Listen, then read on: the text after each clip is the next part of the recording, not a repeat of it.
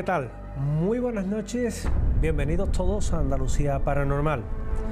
Andalucía Paranormal en 7 Televisión, en el que hoy vamos a hacer un recorrido por desapariciones. Desapariciones misteriosas. Desapariciones que no han tenido una explicación y que aún hoy día, sean recientes o sean de otro periodo ya pasado, décadas, años, pues siguen trayendo en jaque no solo a la policía, sino lo que es peor, a los propios familiares. Y casos recientes tenemos, por desgracia. Es el tema del que les quiero hablar. Es un tema complicado, es un tema difícil, que se entronca directamente con lo que es el misterio y que, de alguna manera, van a ver cómo se van sumando a lo largo del tiempo hechos que nos van a dejar muy sorprendidos porque no se sabe a dónde puede llegar la maldad humana. En muchas ocasiones, cuando ponemos la televisión, principalmente el telediario, nos asombran con todo tipo de noticias que son a cual peor, son a cual más complejas de escuchar. Ya no solo porque estemos viviendo tiempos de tribulaciones, como dirían los antiguos profetas, ya no solo porque hayamos vivido y estemos viviendo una guerra entre Rusia y Ucrania en la que se están cometiendo todo tipo de hechos salvajes y todo tipo de hechos inhumanos, con todo tipo de crímenes contra la humanidad, sin respetar los derechos que tienen las personas, ni niños, ni mujeres, ni ancianos, sin respetar lo más sagrado. Van a poner la televisión y les hablan de asesinatos, de violencia de género, que cada día, por desgracia, es más habitual, y en los que también, en acciones tan simples como pudiera ser el fútbol, puede incluso haber esa violencia que acaba con muertos. Vivimos tiempos que son complicados, convivimos con una pandemia, las mascarillas parecen que son parte del pasado y sin embargo ahí sigue esa misma pandemia y personas que desaparecen. A diario en España desaparecen personas. A diario en España aparecen cadáveres de personas que han pasado por esta vida y han tenido el más cruel de los fines. Por eso hoy quiero que hablemos de personas desaparecidas, centrándome principalmente en 2 casos que son los que más tienen que ver con el misterio. Para mí sería relativamente cómodo hablarle de la crónica negra de este país que tenemos y con casos muy cercanos, como por ejemplo el de Marta del Castillo, por desgracia. Sería relativamente sencillo, pero no quiero pararme en ello, aunque sí voy a nombrar casos, sino que quiero que asistan conmigo a otros hechos que han creado un mar de dudas con lo que pasó con esos desaparecidos, con Juan Pedro Martínez, el niño desaparecido en Somosierra, o también con el niño pintor, de Málaga. ¿Qué fue del niño pintor? ¿Recuerdan la historia del niño pintor? Si no la recuerdan, yo hoy se las voy a refrescar. Y también en nuestra segunda parte, un tema que a mí me fascina, que me resulta gratísimo: OPARS, objetos imposibles. Les va a gustar porque vamos a hacer un repaso por todos esos objetos que son los que no encajan en la ciencia. Pero comenzamos a caminar porque en España hay 5.279 casos abiertos de desapariciones. No se han cerrado. Esos casos aún no están cerrados. Esos casos la policía está tratando de descifrar qué ha pasado con ellos. Sin embargo, a día de hoy, casos como por ejemplo el de Jeremy Vargas, ¿recuerdan ustedes el niño que desapareció en Tenerife? Pues no se sabe de él. Pero el caso más sabido es el de David Guerrero. David Guerrero, que ya lo tienen en pantalla, era un niño que tenía una tremenda habilidad para la pintura. Pintaba con un margen, evidentemente, de mejoría, pero pintaba muy bien. Era un chiquillo que durante su vida dio muestras de ser realmente bueno con un pincel. Por eso no es de extrañar que le llamaran el niño pintor. El niño pintor, además de una ciudad tan maravillosa como es Málaga. Y el propio David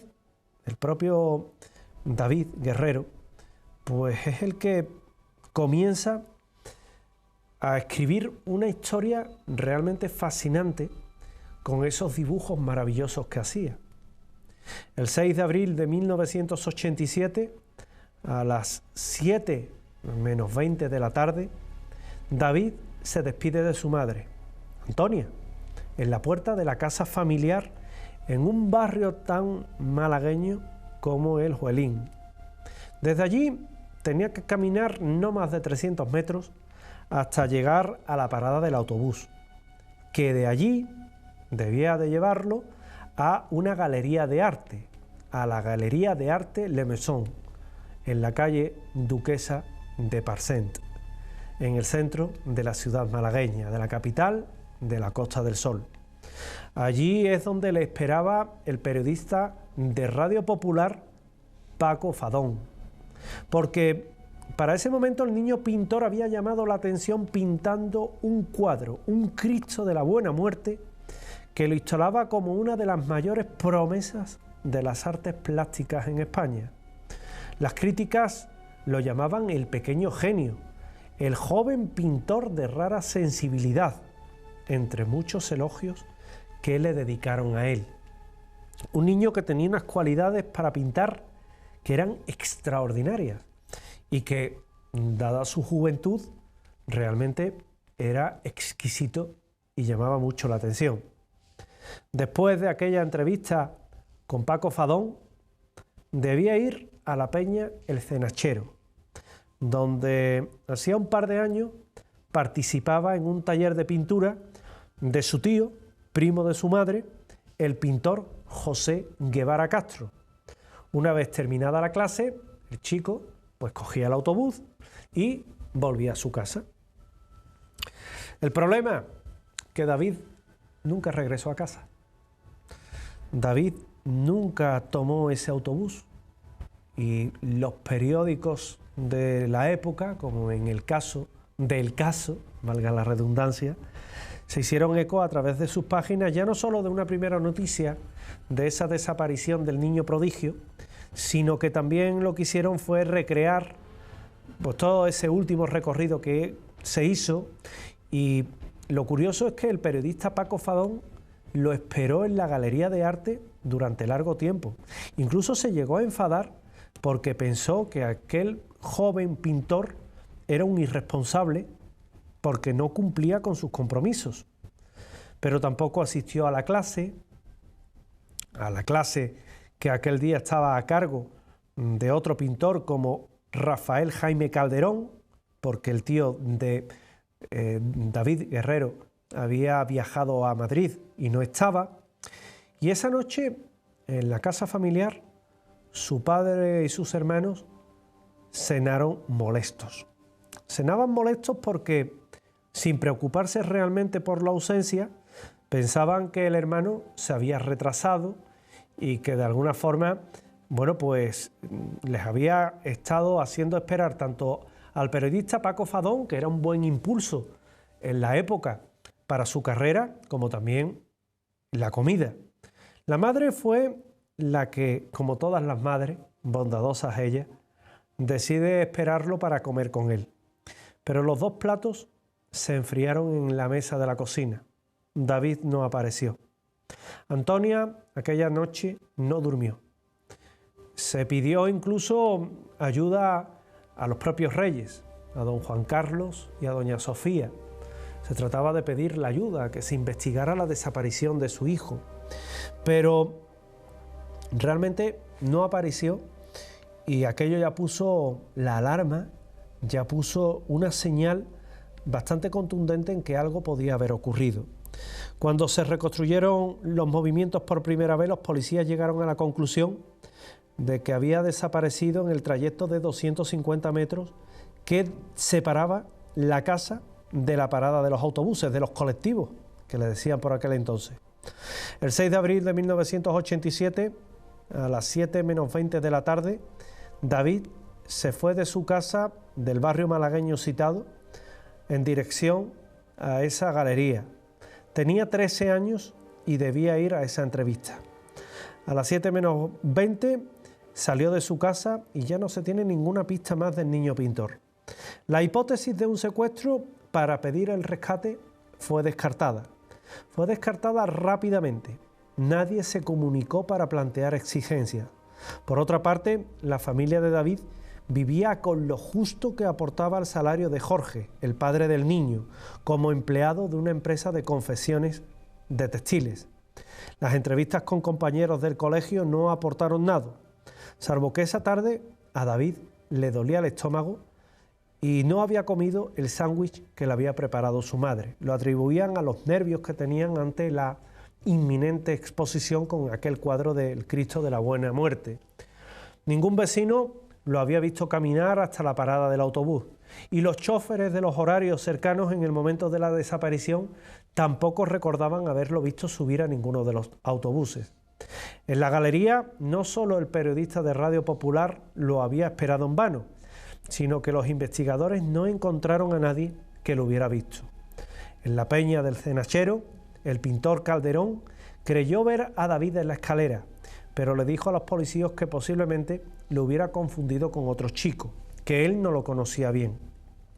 Ese cuadro que ven en la foto, esa caricatura, es una caricatura que iba a avivar pues todo lo que era la presumible existencia que viviera aún el niño pintor, a lo cual a día de hoy no sabemos nada, ni de su vida, ni de su muerte o presunta muerte. Por esos días, en los días de la desaparición, otra pista moviliza a la Interpol en Lisboa. Al ver una foto del niño pintor, un vecino de un barrio de los suburbios de la capital portuguesa se presentó en una comisaría y explicó que creyó haber visto con otros dos chicos de su misma edad a David. También hubo llamadas telefónicas que lo identificaban, pero la búsqueda policial resultó infructuosa. Una semana después, Interpol y Policía Nacional de España catalogaron el caso como de desaparición extrema, como de una desaparición que se había ido sin dejar ninguna pista. Y el cuadro de la Buena Muerte, que ven ahí junto a su madre, pues simplemente esperó a la presencia de su autor en aquella galería de arte a la que nunca llegó. Antonia Guevara mira muchos de los dibujos de su hijo hoy día, que con 13 años y con un talento innato a la pintura podría haberse convertido en uno de los grandes de las artes plásticas de Andalucía, pero ya hace décadas que desapareció sin dejar rastro. El caso parecía cerrado, sin solución, cuando 3 años después de la desaparición del niño pintor, su amiga y compañera en el taller de pintura en la peña El Cenachero, Gema Calderón, recordó que unos días antes del 6 de abril de 1987, David le había regalado un dibujo que en realidad era una caricatura de un hombre mayor y de nariz aguileña. Él, al dárselo, le dijo a Gema: es un suizo que he conocido. Los padres de Gema acercaron el dibujo a la policía y empezó el rastreo por todo lo que era la presencia de un ciudadano suizo en la provincia de Málaga. Allí descubrieron el nombre de un turista que, según una camarera, era parecido al personaje dibujado en la caricatura. También dijo que limpiando su habitación 3 años antes había encontrado una servilleta de papel donde alguien había escrito David Guerrero Huelín, es decir, el nombre del chico y el barrio de su casa. La mujer dijo que había tirado la servilleta y que no recordaba lo que decía. Los policías españoles, acompañados por agentes de la oficina suiza de la Interpol, visitaron la casa del turista suizo, cuyo nombre siempre se mantuvo en reserva porque era un simple sospechoso, y descubrieron además que había muerto un año antes. En la casa tenía un cuarto oscuro y muchos rollos de fotografías hechas durante sus viajes. Los policías pidieron permiso para revisarlos, puesto que parecía ser nada más y nada menos que aquella persona que aparecía en aquella caricatura.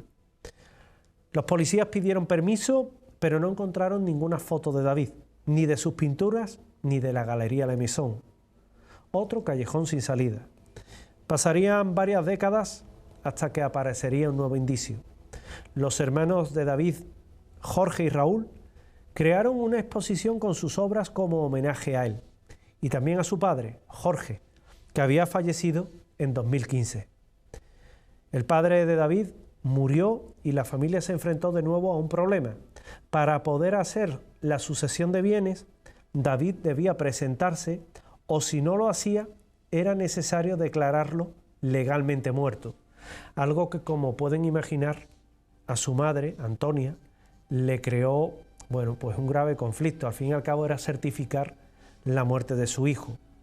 Se presentaron ante la justicia y lograron la declaración de muerte en septiembre del 2016. Era un simple trámite legal, le dijeron, para que podamos seguir adelante. No quiero, decía su madre, decir que no sigamos esperando el regreso de David. La familia seguía buscando y, de alguna forma, para entonces, uno de los hermanos del niño pintor, Jorge, se había asociado con el periodista Daniel Carretero. Pidieron acceso a toda la documentación del caso, 5 cajas de interrogatorios e información de todo tipo, y las revisaron. De todo lo que vieron, les llamó la atención la declaración donde el pintor Calderón, entonces ya muerto, dijo a la policía que creyó haberlo visto, pero que él no lo conocía bien y que de alguna forma, pues parecía que podría tratarse de una confusión. Es decir, son pistas que se van acumulando, que van llegando poco a poco y que nos pueden indicar que ese niño, en ese trayecto de su casa a la parada, habría sido interceptado y que fue el momento justo en el que no se tiene más constancia de él. Incluso se llegó a decir que debido a la cualidad, a esa característica tan especial que él tenía de pintar, de saber pintar, pues unos contrabandistas, unos falsificadores de arte, lo habrían secuestrado con el ánimo, con la intención de hacerlo pintar, de hacer que este crío pintara para ellos y falsificar obras de arte. Hecho que de hecho también fue tenido en cuenta por la propia policía. El hermano Jorge y el periodista Carretero volvieron a entrevistar a los compañeros de David en el taller de pintura y también a algunos de los profesores. Estaban en esos cuando recibieron un anónimo que decía: tienen que buscar a Gervasio, del Senachero. Y volvieron a preguntar por Gervasio, pero nadie conocía al tal Gervasio. Hasta que no se demuestre otra cosa, se quedaban la gente con la expresión, la frase de la madre: esperaremos a hablar y a mi hijo David. En febrero del 2020, Gema Calderón, aquella niña cuyos padres habían entregado la caricatura del suizo a la policía, encontraron una desconcertante sorpresa al revisar el buzón de su casa. Habían pasado 30 años desde entonces, pero reconoció de inmediato la imagen. Entre las cartas estaba el dibujo del suizo, una prueba que debía estar en manos de los investigadores del caso. Alguien debió robarla de allí y depositarla nuevamente en el buzón. Entonces, explica Gema, estuve a punto de tirarlo porque estaba entre la publicidad buzoneada y venía suelto. Fue algo muy raro. Luego llamé a Jorge, hermano de David, y se lo conté. Decidimos llevarlo a la policía. Una semana después me llamaron para declarar y me dieron a entender que el dibujo no lo tenían antes ellos y por tanto tampoco tenían una explicación de cómo llegó a mi buzón. Estoy segura de haber dado ese papel a la policía. Y recuerden que estamos en febrero del año 2020. Daniel Carretero, el periodista que ayudaba a Jorge en la investigación, hizo entonces una conexión que se le había escapado a la policía. El hombre del dibujo, el supuesto suizo, bien podía ser el misterioso Gervasio, el de la Peña El Senachero, que se refería el anónimo que habían recibido antes. Alguien que había tenido acceso a la investigación y a los datos del domicilio actual de Gemma era, evidentemente, la persona que la había depositado allí. El papel estaba oxidado como si el tiempo hubiera pasado por él, y el papel era de un bloc de papel de aquella época. Es obvio que alguien había roto la cadena de custodia. El por qué, cuándo o cómo, particularmente se desconoce, pero no deja de ser curioso que no pasara nada en más de 30 años y en esos últimos meses, en 2020, comenzaran a pasar todo tipo de cosas. Y seguimos caminando porque la última hipótesis, en abril de 2021, el hermano y el periodista recurrieron a Sur para pedir la colaboración ciudadana y descubrir la identidad de Gervasio. Tanto ellos como la policía comenzaron a trabajar una nueva hipótesis, no planteada hasta el momento de la desaparición. David hubiera sido víctima de una red de trata. Jorge Guerrero y Daniel Carretero también descubrieron dos pistas que se le habían escapado a los investigadores y que no se habían tenido en cuenta. Una de ellas era una nota del Gobierno Civil de Málaga, donde se indicaba que David había sido visto a las 18:45 en la parada de autobús del mercado de Huelín. La otra era el testimonio de alguien que decía haberlo visto parado dentro de un autobús. Más de 30 años después de todos estos hechos, los investigadores no supieron dilucidar por qué sus antecesores no tuvieron en cuenta esas informaciones. Si todos estos datos son ciertos, David pudo haber llegado a la Peña El Senachero, donde pudo ser visto en las escaleras por el pintor Rafael Jaime Calderón, y ese lugar es donde se sitúa al famoso Gervasio y a quien el anónimo señalaba como parte de una red de trata. Desde entonces la investigación sigue abierta, pero estancada. La madre de David, el niño pintor, que hoy tendría 48 años, el niño, no pierde las esperanzas y nuevamente, bueno, pues se repite aquello de hasta que no regrese, pues no se va a descansar y que ellos esperan, la familia espera a que David regrese. Es la historia del niño pintor de Málaga. Hay otra historia también que es particularmente interesante, que nos debe llevar a Madrid, a hablar del misterio del niño de Somosierra, que se trata de Juan Pedro Martínez Gómez, que desaparece cuando viajaba en la cabina del camión en el que su padre solía hacer transportes y que él quería, como premio a sus notas, poder hacer un viaje con sus padres. 25 de junio, 1986, ahí es cuando empieza este misterio. Juan Pedro viajaba junto a sus padres en un camión cisterna cargado de ácido cuando el vehículo se salió de una de las curvas y se estrelló. El matrimonio pereció en el accidente y sus cadáveres quedaron sobre el asfalto. Pero el pequeño no estaba allí, sin rastro, hasta hoy. La pista de Juan Pedro Álvarez Gómez, de 10 años de edad y natural de Fuente Álamo, se pierde aquel día. Hoy hace ya más de 3 décadas y media que desapareció. Y la Interpol dijo de la desaparición de este niño que era posiblemente la más extraña de Europa. Aquel niño, de seguir vivo, hoy tendría 45 años. Las teorías de lo que ocurrió son diversas. Desde que su cuerpo fue disuelto por el ácido que llevaba la cisterna y que están viendo en pantalla, con 23.000 litros de ácido sulfúrico, hasta la idea de que fue raptado por una de las misteriosas mafias que operaban y que querrían o tendrían algo con el padre de Juan Pedro. También se habla incluso de la presencia de una misteriosa furgoneta blanca e incluso se llegó a analizar el tacógrafo del camión propiedad de su padre y confirmó que el conductor, el padre del pequeño, hizo 12 paradas mientras subía al puerto de Somosierra.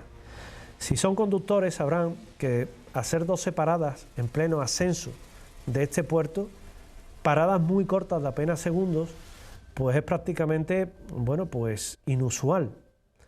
En la cima el vehículo llegó a alcanzar una velocidad de 140 kilómetros por hora, hasta el punto que evidentemente acabó estrellándose.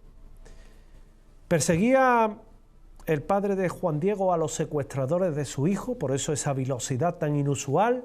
Eran perseguidos por esos presuntos secuestradores. Es lo que defienden los partidarios de la teoría del secuestro.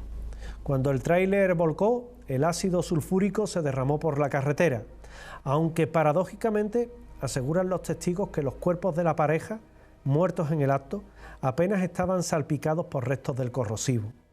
En aquel momento, ninguno de los presentes eran conscientes de que en aquel camión siniestrado viajaba también un niño. Por tanto, nunca se le buscó por los alrededores. Fue después cuando se comunicó por teléfono la desgracia de los familiares de los difuntos, abuelos de Juan Pedro, y cuando los abuelos le dijeron: ¿y qué hay de mi nieto Juan Pedro, que iba en aquel camión? Y el zagal, que fue lo que dijo la abuela, y el zagal. Y los policías simplemente dijeron que del niño no había rastro, que solo estaban los cadáveres de padre y madre. Una vez que se descartó la posibilidad que el niño hubiera sido trasladado a un centro hospitalario por algún conductor que, por ejemplo, pudiera circular por aquel puerto de Somosierra y viera el siniestro, se pensó que quizás había ido corriendo por el monte y que se había perdido en el monte, por lo que también se hizo una batida por aquel lugar. Se especuló entonces con que sus padres, al ver que el camión cisterna se quedaba sin freno, lo lanzaran por la cuneta. La Guardia Civil y los equipos de participación de rastreo hicieron un peinado durante la zona en la que no hallaron ninguna pista o presencia sobre Juan Pedro. Y nuevamente no hubo nada que indicara que el menor se encontrara allí. Se especuló con que el padre habría sido obligado a transportar droga en su camión. La familia denunció entonces que Andrés había recibido amenazas durante semanas de una supuesta mafia que quería que trabajara para ello, aprovechándose de sus largos viajes por toda la geografía y de la facilidad que tendría, al fin y al cabo, para llevar sustancias estupefacientes a diferentes puntos. De ahí salió la teoría de que alguien había raptado al menor hasta asegurarse la entrega de la droga en su destino. Tiempo después, los investigadores hallaron droga, en concreto heroína, en el interior de la cisterna, una lona blanca que contenía precisamente algunas bolsas con este producto, con esta sustancia. El alijo estaba rodeado de ácido, el mismo líquido en el que, tal y como corroboraron los científicos después, de ninguna forma se podría haber disuelto el cuerpo del niño, al menos con tanta rapidez. El ácido evidentemente corroe, es un corrosivo y descompone, pero no a esa velocidad.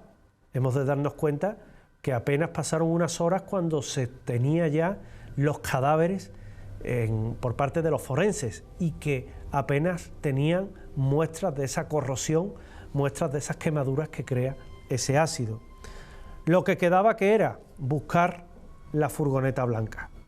Se produjo entonces un hecho en el que se nombró y se dijo que una furgoneta blanca había sido vista en torno a lo que había sido el último lugar donde había parado el camión, donde comieron algo y donde se recordaba que el niño iba con ellos.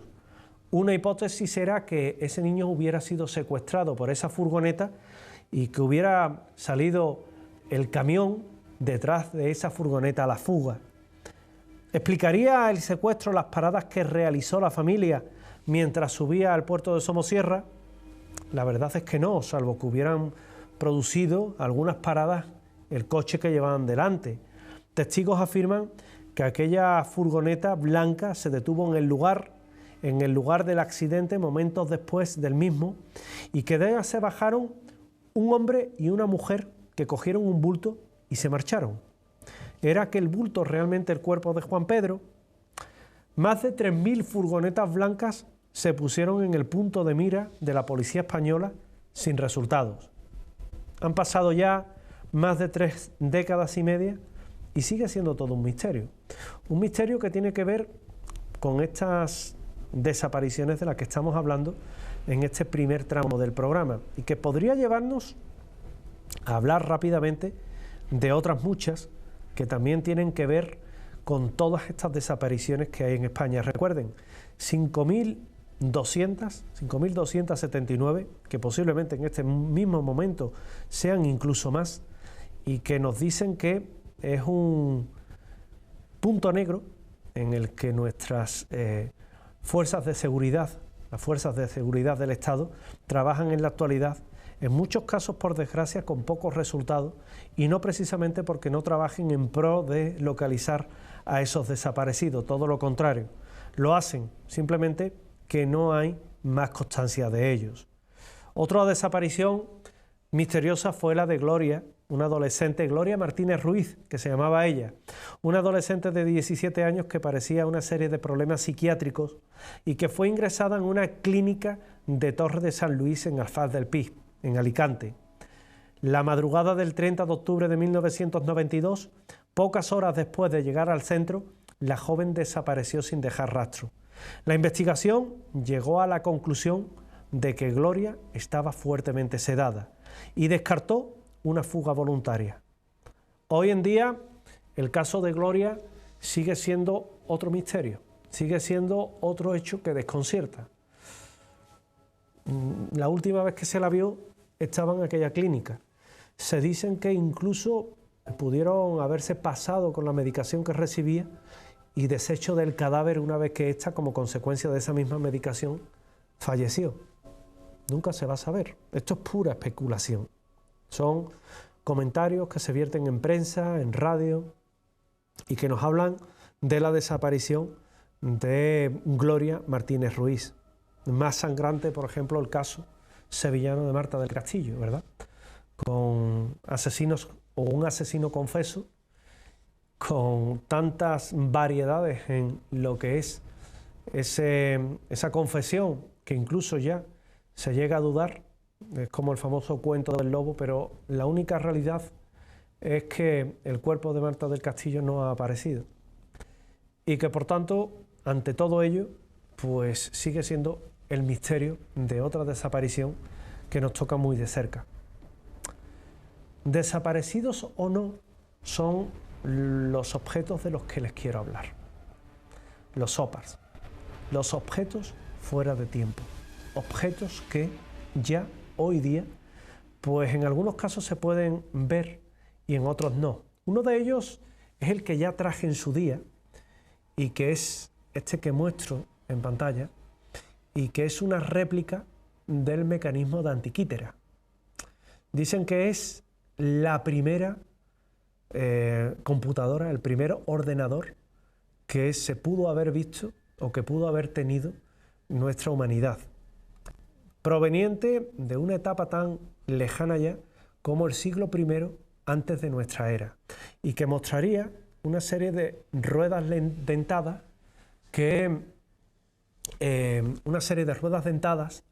de alguna forma nos deben de llevar a pensar ya no solo en esa posibilidad de tener un ordenador en aquella época, un ordenador entre comillas, por supuesto, porque lo único que hacía era marcar las posiciones de los astros, sino también el conocimiento que hay que tener para hacer este elemento que sostengo en mis manos, con ruedas dentadas, con una precisión casi de relojería, pero es que estamos hablando del siglo I de nuestra era, que fue recogido por unos pescadores de esponjas en una caja en la que era tremendamente el cuerpo de este objeto, todo lo que es ese cuerpo, machacado en una especie de masa rocosa salina, difícil de catalogar, y fíjense, servía para algo tan importante como ayudar en la navegación. Hoy muchos científicos, muchas personas se echan las manos a la cabeza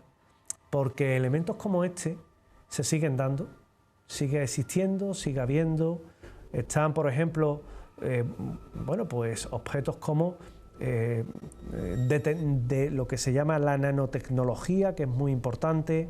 Nos vamos a encontrar que estos objetos están en muchas partes del mundo, pero que este mecanismo de Antiquítera, que recogieron algunos de esos pescadores de esponjas en el año 1900 y que descubren el pecio de una nave romana que estaba a una profundidad de 42 metros cerca de lo que es la costa de la isla griega de Antiquítere o Anticítere. Hay numerosas ánforas, estatuas de bronce, de mármol, que traen monedas de bronce corroídas, engastadas, y que en esa caja de madera se conserva y se tiene este mecanismo tan extraordinario. El conjunto mide 21 centímetros por 16 de espesor y por 5 de ancho, 21 por 16 y por 5 de espesor, y que nos hacen llegar a la conclusión que se trataba de una especie de rueda de entrada de astrolabio, catalogado en el Museo de Atenas de esa forma, y que los análisis que se han hecho de rayos X a esta máquina, pues lo que nos dicen es que hay una desoxidación electrolítica aplicada que puso en evidencia esferas, agujas y una veintena de engranajes sacados de placas de bronce de 2 milímetros de espesor y los diferenciales de un mecanismo manual. También se hicieron en 1971 fotos que se tomaron con rayos X y donde aparece ese mecanismo que en realidad es un antiguo ordenador griego que permite precisamente describir los movimientos de los astros, especialmente del Sol y de la Luna. De paso, hay que decir que en el siglo II a.C., Herón de Alejandría había escrito un tratado de construcción de autómatas hidráulicos y que anteriormente, en el siglo IV antes de Jesucristo, Aschistas de Tarente había hecho volar a un pájaro mecánico que nos da indudablemente las muestras de lo que es este mecanismo de Antiquítera, que hoy lo tenemos aquí sobre la mesa porque un señor llamado de Sola Price pues quiso profundizar en su historia y quiso decir que lo que están viendo en pantalla no se trataba de ninguna masa calcárea o pétrea sin ningún valor, sino que se trataba realmente de un elemento que servía para la navegación. Lo último que sabemos es que no era una pieza única, debe de haber más piezas iguales, y que nos indicaría que esto que ven en pantalla junto a mí pues no es ni más ni menos que algo usual, algo que era habitual y que podía servir, cómo no, para la navegación. Seguimos caminando por la historia de los OPARs. Antes en un vídeo han podido ver hechos inusuales, especiales, que podemos encontrar, por ejemplo, en la pintura, con ovnis o presuntos objetos voladores no identificados que se muestran, por ejemplo, en un tríptico del medievo o también en diferentes representaciones de Carlomagno. Pero yo voy a querer salirme de ahí y les quiero hablar que en el mundo del arte también nos encontramos con esas figuras. Fíjense, esas estelas luminosas que va un señor dentro, montado dentro de él como si fuera realmente lo que ven, un cohete. Pero es que se está representando una tablilla de la Edad Media y que es tremendamente significativa. ¿O qué me dicen del famoso Sputnik? De ese cuadro que han visto, o de este otro ovni que aparece en ese cuadro, o de esta imagen que refleja a Carlomagno señalando una estrella en cuyo interior hay un disco que se parece mucho a lo que son las descripciones que hoy tenemos de un objeto volador no identificado. Y créanme que yo estoy lejano a hablar de ovni en este programa nuestro, de Andalucía Paranormal, por lo menos hoy. Pero también, fíjense, en pantalla, nada más y nada menos que el famoso planeador de Saqqara. Se etiquetó como un juguete en el Museo del Cairo y sin embargo ese juguete tan particular se le hizo un análisis en el cual muchos quedaron pensativos, porque lejos de ser un juguete inocente, lo que mostraba era un elemento que tenía propiedades aerodinámicas, es decir, podía volar. La cola, como ven en esta veleta, pues no era una cola normal, era una cola que tenía la posición en vertical y no en horizontal como la llevan los pájaros. ¿Por qué? Porque esta forma, como la tiene un avión, lo único que haría falta eran esas alas, esa cola vertical y algo que le sirviera ¿de qué? De sustento para dirigir el vuelo. Por lo tanto, las propiedades aerodinámicas que tienen son exactas y perfectas. ¿Y qué me dicen de los antiguos templos de Egipto? Porque las lámparas de Dendera son muy interesantes. Están ahí, en esa imagen que ven y que sostiene un egipcio y que lo que parece es una ampolla en cuyo interior hay un filamento. Este es Erich von Däniken, el cual habló que los antiguos egipcios se podrían iluminar con eso que ven y que se trata de una especie de bombilla de la época con un gas que iluminaría todo cuando estuviera alrededor y que eso explicaría, por ejemplo, el misterio de cómo se iluminaron para pintar en el interior de las pirámides. ¿Es realidad? ¿Es ficción?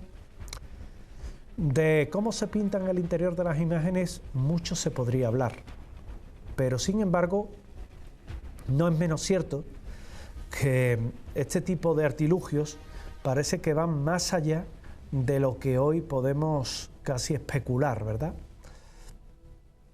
No hay una tecnología, o no había una tecnología en la época que nos hablara de ello, como tampoco se pueden explicar esos grabados, esas máscaras que tenemos y que están diseminadas por toda Mesoamérica, en diferentes templos aztecas, mayas, y que nos hablan de seres que tienen rasgos muy amplios, o de las famosas piedras de Ica, que habrían mostrado, muchas de ellas falsas, la convivencia del ser humano con nada más y nada menos que los grandes saurios.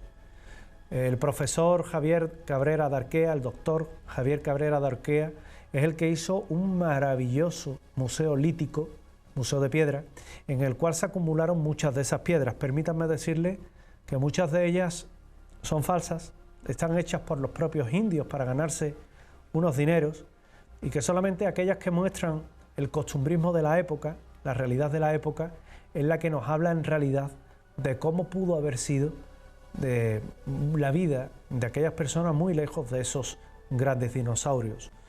Mapas extraños, lo que ven es nada más y nada menos que el mapa de Piri Reis, un mapa que muestra las costas de América justamente en una época en la que el descubrimiento se había llevado a cabo, es el año 1512, pero sí es verdad que, por ejemplo, no se había descubierto Florida, no se había descubierto la parte sur del cono sur que da a la Antártida, y que ahí, en ese mapa de Piri Reis, del almirante turco, el sobrino de Kemal Reis, pues mostraría, y que decían que estaba realizado a base de todo lo que era una recopilación de diferentes mapas de la época.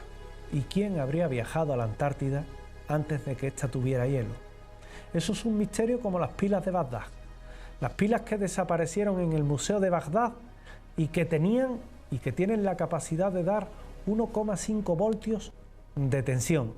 Es una barra de cobre que se aloja dentro de un arrollamiento de plomo y que si ustedes en todo lo que queda libre en ese corte que tienen de esa pila, echan o vierten un líquido que sea un electrolito, como bien pudiera ser zumo de uva, vino, van a descubrir que funciona como tal, como un electrolito, y que el resultado del mismo, agárrense, no deja de ser una tensión con un polímetro, un voltímetro, de 1,5 voltios, nada más y nada menos. ¿Qué conocimiento es el que hace eso capaz? Hoy no lo sabemos. Opar también se considera a la Sábana Santa.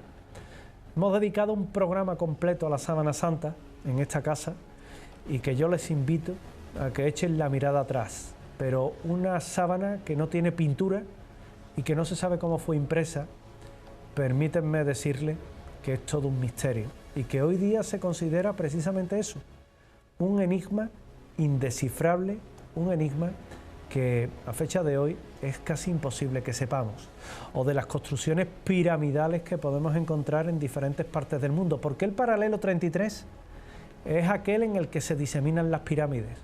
¿Por qué no más al norte o más al sur?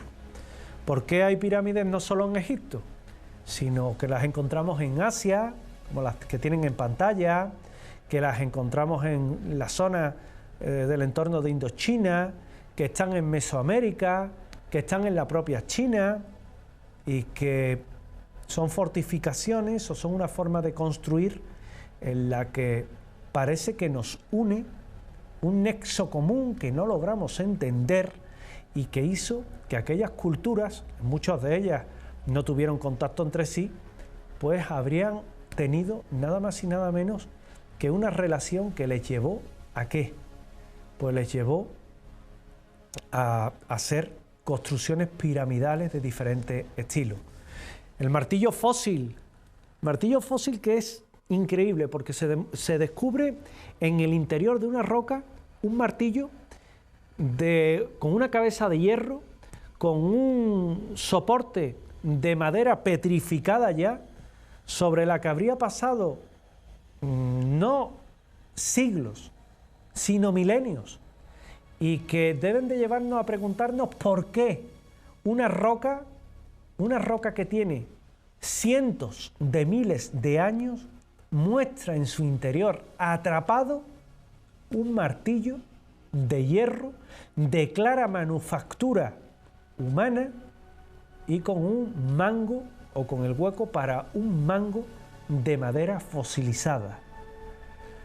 Permítanme dejarle una duda, si hace cientos de miles de años el ser humano como tal no habitaba la Tierra, el sapiens, y para colmo no tenía la capacidad de trabajar el hierro, ¿quién trabajó el hierro?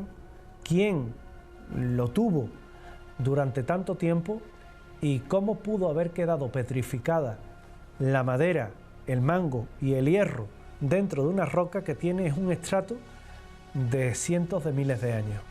Permítanme decirle que eso sí es un misterio, como es la presencia de monedas fenicias en puntos también tan dispares como América, o como hay enterramientos vikingos que nos llevan a mostrar también objetos que tendrían una presencia o tuvieron su presencia únicamente en América. Es cierto que Colón, evidentemente, descubre América, pero es que a América ya se había llegado muchos siglos antes.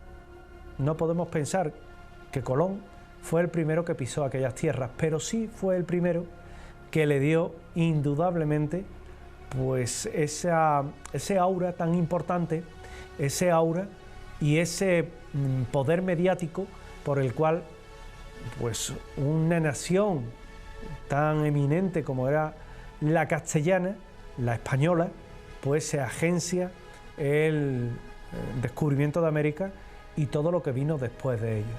Y como he empezado, me voy a despedir con ese mecanismo de Antiquítera. Para mí, permítanme decirle que es el enigma entre los enigmas de la antigüedad, que se han hecho muchas recreaciones y que efectivamente funcionan y que demuestran tener un conocimiento de los astros que es fantástico, que demostraban la posición de la Luna, de las estrellas, de otros planetas del sistema solar, de los eclipses que tenían la Luna y que muchos llevan a preguntarse el porqué de ello.